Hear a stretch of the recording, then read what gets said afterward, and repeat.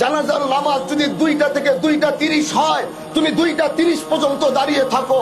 তুমি তো সেই মজমায় দাঁড়িয়েছো যেখান থেকে তোমার বাবার বিদায় হয়েছে, যেখান থেকে তোমার মার বিদায় হয়েছে, যেখান থেকে তোমার বিদায় হবে, যেখান থেকে আমার বিদায় হবে।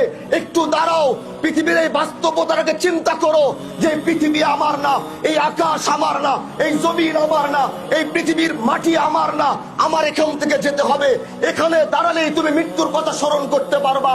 5টা মিনিট বেশি দাঁড়াও, পৃথিবী থেকে চলে যাওয়ার বাস্তবতা বুকের ভিতরে ধারণ করে তারপরে বাড়িতে যাও। আল্লাহ জানো আজ আমার চাচা যেখানে চলে গেছেন, আমি তার জন্য দোয়া করি। আজ তার সন্তানরা দাঁড়িয়ে রয়েছে। আমি শরীয়তুল্লাহর বংশ বলে নয়, এখানে সবচেয়ে বড় আলেমও যদি দোয়া করে, আরেকদিকে তার সন্তান যদি হাত উঠিয়ে বলে, এ আহকামুল হাকিমিন আল্লাহ, তুমি আমার বাবাকে মাফ করো, আমরা সবাই মিলে দোয়া করব। তার সন্তান একা দোয়া করবে।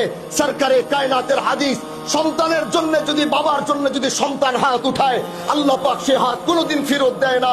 স্বামীর জন্য যদি স্ত্রী হাত উঠায়, আল্লাহ পাক সে হাত কোনোদিন ফেরত দেয় না।